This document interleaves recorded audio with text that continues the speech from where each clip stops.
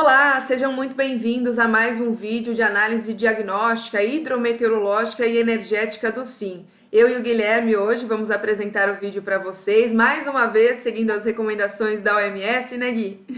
Isso, exatamente. E a gente traz os principais destaques para vocês ao longo dos últimos dias, às vésperas, né, de sair o novo VE. O Gui vai falar um pouco para vocês também sobre outras coisas, né, Gui? Hoje nós vamos dar, bem como todas as semanas, dar uma atenção para a energia natural fluente, que nós temos observado durante essa semana operativa, assim bem como o comportamento da carga, que tem sido uma variável bem importante durante esses tempos de pandemia, né, Lu? E lembrando que essa semana tem PMO, então nós vamos falar das atualizações de energia natural fluente, carga, em mente que temos muitas alterações para a próxima semana. Nós vamos focar na questão do diagnóstico hoje, né? Não do prognóstico. Muito legal, Gui. Então vamos lá para o nosso vídeo de hoje.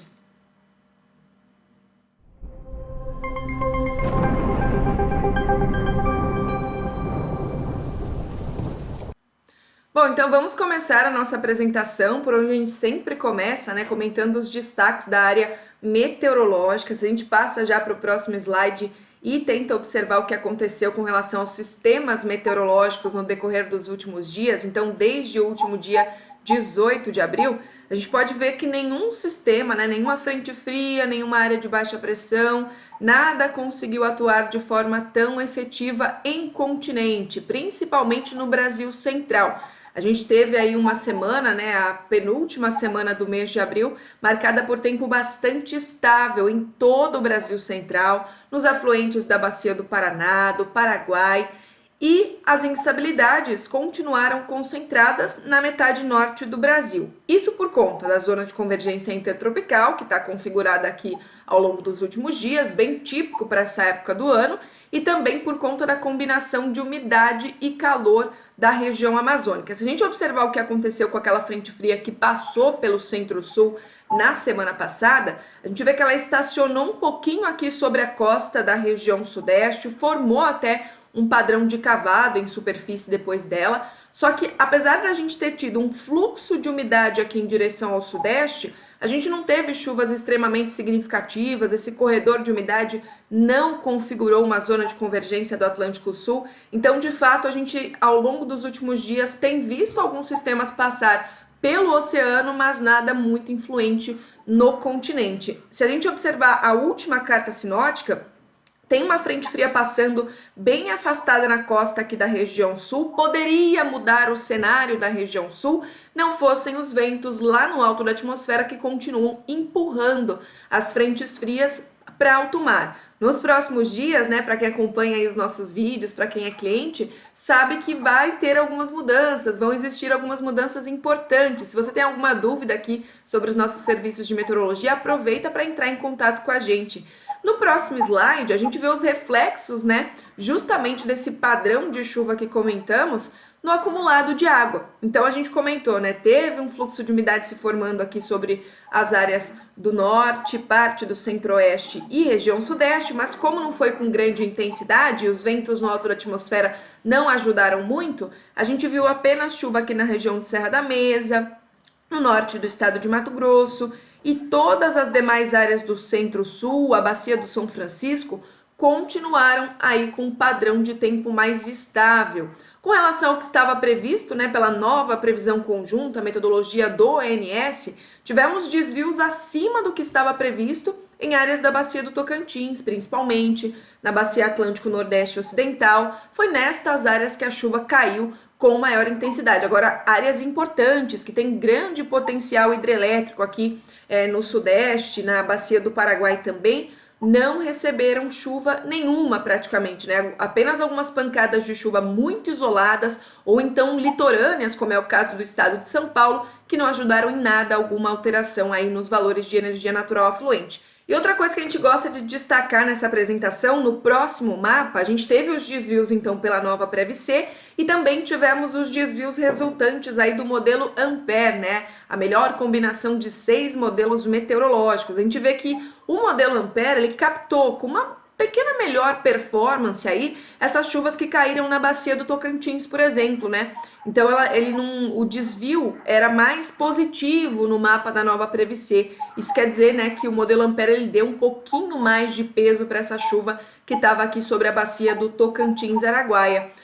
Nas demais áreas da região norte, se a gente voltar um pouquinho no outro mapa, a gente acaba percebendo que o modelo ele subestimou um pouco a chuva, né? Tivemos alguns pontos mais esverdeados aqui na metade norte do Brasil, ao passo que no modelo Ampere a gente consegue perceber que os desvios, né, eles foram para baixo, ou seja, o modelo estimou mais chuva do que realmente caiu, então ele acaba dando mais peso para essas chuvas que têm os máximos de precipitação e não subestimou tanto essa precipitação que caiu entre a bacia do Parnaíba e também a bacia do Atlântico Nordeste Ocidental. Em todo o Centro-Sul não tivemos grandes destaques com relação aos desvios, né, nem na previsão na nova previsão conjunta e também na Ampere, justamente porque essas previsões acabaram estimando que não teríamos chuva significativa para todo o Centro-Sul.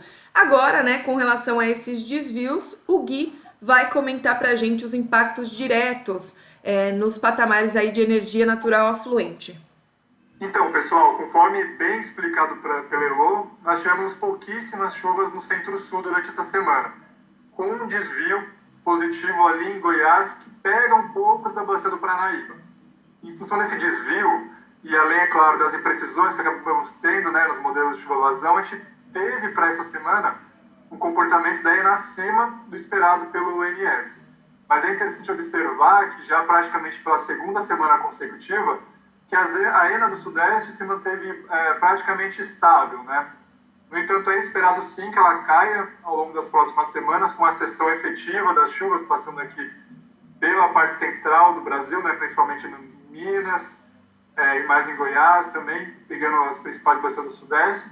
Então, o que deve levar essa ENA a cair sim, mas, pelo que estamos vendo, né, em uma velocidade não tão rápida. Então, para essa semana, a ENA se manteve acima do esperado pelo ONS no subsistema do Sudeste. Agora, olhando para um subsistema que está bem mais crítico há um tempo já, né, que é o Sul, que desde o verão não registra episódios significativos de chuva e que se manteve com as suas afluências, né, bem estáveis no mês todo de abril.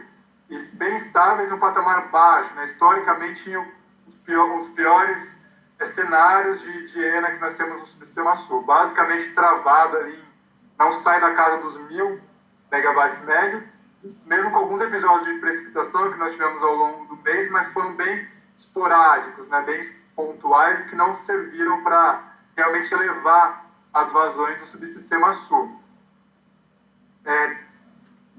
Para essa semana, ficou bem em linha ao projetado, uma vez que não se via, né, chuva, e realmente não aconteceu chuva.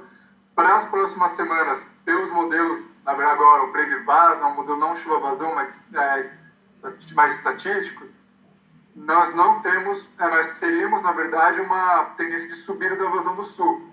Mas essa subida seria efetiva com chuva no mapa, né?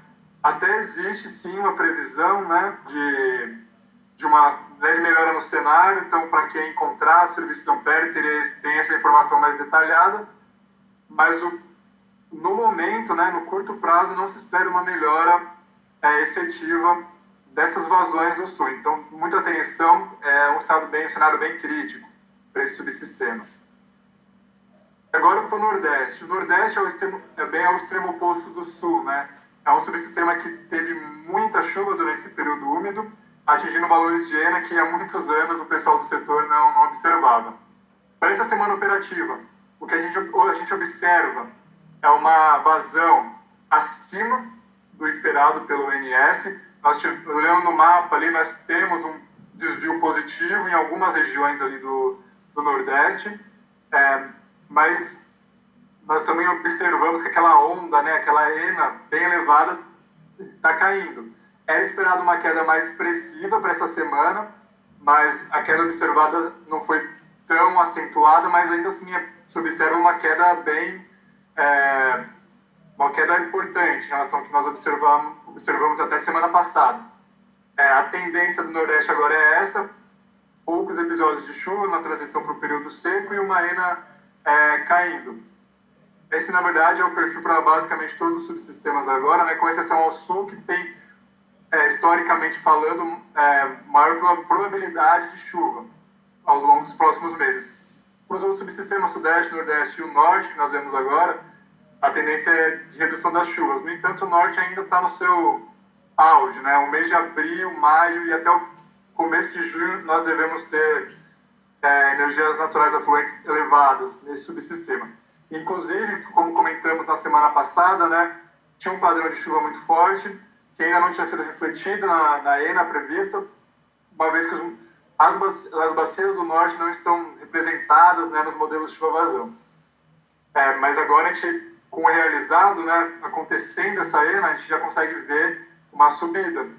E, mais uma vez, né, com essas chuvas no Tocantins que nós tivemos essa semana, então a gente está com uma tendência assim, de alta na ENA do Norte, para essa semana operativa. Em contraste, né, ao que estava sendo previsto na semana passada, que era bem o contrário, uma redução. Então, se olhar, né, observado com o previsto na revisão 3, é praticamente um espelho, né, uma da outra, só que em sentidos opostos.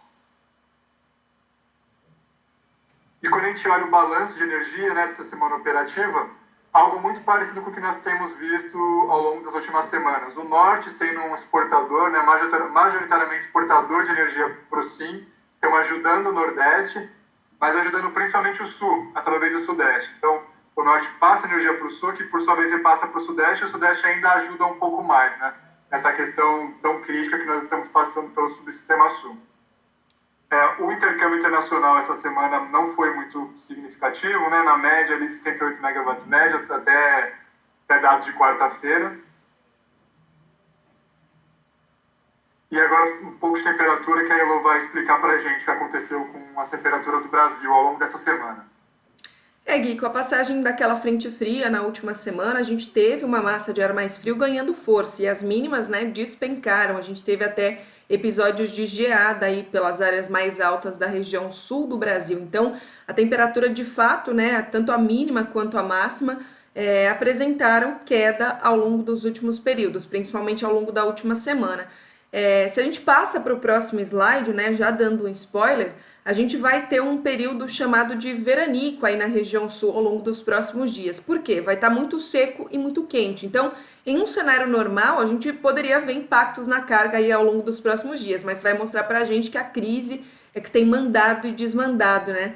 Agora, a gente já pode esperar também, dando um outro spoiler, que o comecinho do mês de maio tem uma nova queda nas temperaturas. Aliás, é uma coisa que a gente vem comentando, né, tanto com os nossos clientes quanto aqui nos vídeos, que esse ano, diferente do ano passado, quando a gente tinha um El Niño mantendo a atmosfera mais aquecida, esse ano, por conta da neutralidade, as chances, né, da gente ter frio mais frequente, entrada de massas de ar polar com maior frequência, é maior. Então, já no comecinho do mês de maio, tem outra onda de ar mais frio aí prevista. Então, os impactos que a gente esperaria na carga num cenário normal é um. Agora, com esse cenário de crise, né, vamos ver o que pode acontecer. Você que vai comentar um pouquinho mais com a gente do que já tem sido observado.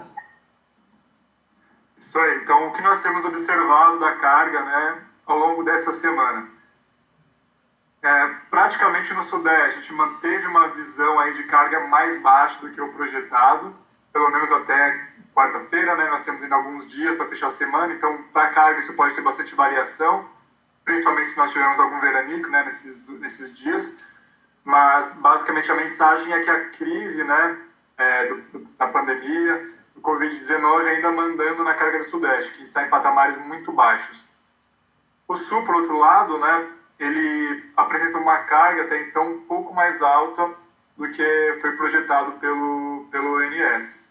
Isso provavelmente pela questão de temperatura, né, como foi explicado, e também um entendimento, talvez uma possível redução do engajamento das pessoas no isolamento social. Um pouco difícil falar, né, da carga nesse período, porque são muitas variáveis e nem todas são tão gerenciáveis por nós.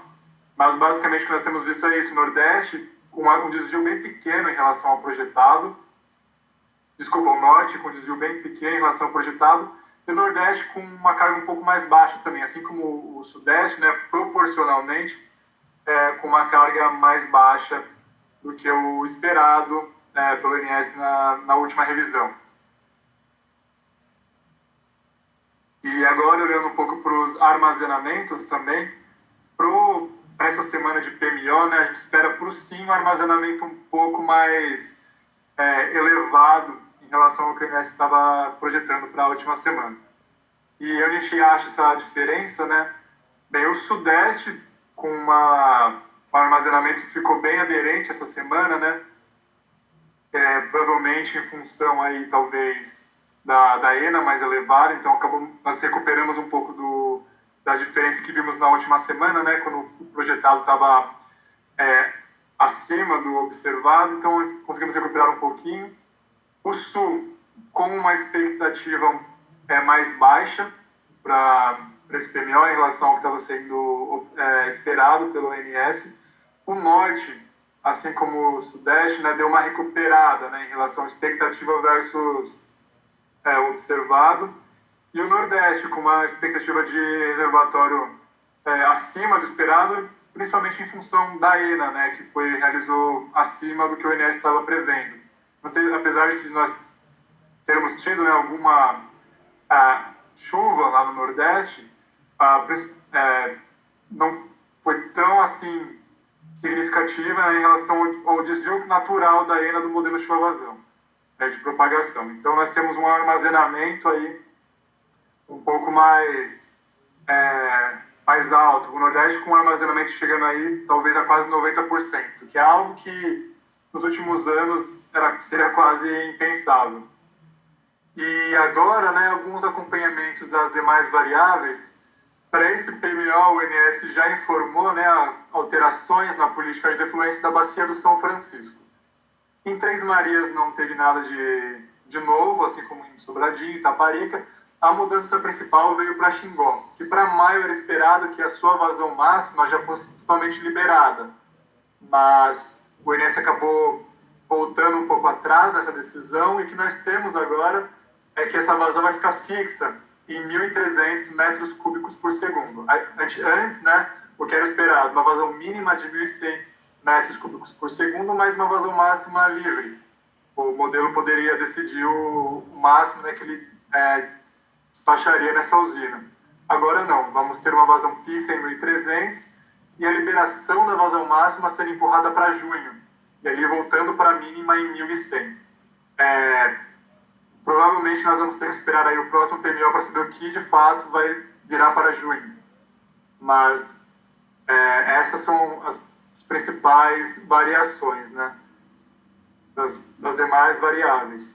A carga, nós não colocamos na apresentação, mas teve mais uma redução da carga mensal, né, já foi informado, para maio, principalmente para junho, o que também acaba tendo um peso significativo nos preços, principalmente nesse momento único que a gente vive, né? Faz tempo, eu acho que a gente não tem uma crise tão profunda em questão econômica e com reflexo tão imediato na carga. E em resumo, né, de tudo isso que nós falamos ao longo da apresentação, qual seria a expectativa de preço, né, em função desse diagnóstico? Energia natural fluente levaria o preço para baixo, uma vez que nós temos Sudeste, Nordeste, Norte, com vazões acima do esperado. Só o Sul que ficou alinhado, numa vazão muito baixa, mas alinhado. Então, pela ENA, nós esperaríamos um preço mais baixo. Para a carga, a mesma coisa. Nós teríamos Nordeste e Sudeste com uma carga mais baixa contra um Sul e Norte com a carga ligeiramente mais alta. E como nós já temos a informação da carga para o PMO, a gente sabe que ela leva o preço para baixo essa semana. O armazenamento teria um viés mais neutro, né, com o Sudeste, com o armazenamento em linha, o Norte também, o Nordeste mais alto, o Sul mais baixo, então a gente tem uma expectativa neutra. E as outras variáveis, nós apontamos principalmente o São Francisco, né, que a princípio teria um leve viés de alta, mas dada a conjuntura atual, né, seria no todo um PLD mais baixo, só que nós já estamos vivendo um momento, né, de piso regulatório, então não tem como o PLD ser mais baixo que isso. Então a expectativa para maio, para RD 0, é de um preço similar ao que nós temos visto ao longo de abril, né, um preço no piso regulatório. E a princípio é isso, né? É lógico, nós avaliamos uma questão de diagnóstico. E nós sabemos que o preço ele é formado com informações que são projetadas. Logo, é importante ter em mãos também uma visão mais de futuro, de projeção de gênero, projeção de limite de armazenamento, e por isso é importante, né, ter uma visão também de prognóstico. E se tiver alguma dúvida com relação ao preço futuro, dá uma ligadinha lá no Ampere, fala com a gente para entender nossos produtos e como a gente pode te ajudar na projeção de PLD. Bom, pessoal, esse foi o nosso vídeo de hoje. Muito obrigada pela atenção de vocês. Como o Gui bem ressaltou, qualquer dúvida, vem falar com a gente, manda mensagem para o e-mail da Ampere também, que a gente deixa aqui embaixo na apresentação. É isso aí, a gente espera que vocês todos estejam se cuidando muito durante esse período de crise e até a próxima análise diagnóstica. É isso aí, pessoal. Vamos nos cuidar, né, para estarmos juntos em breve, todos com saúde, e uma boa tarde a todos. Obrigado por assistir o vídeo.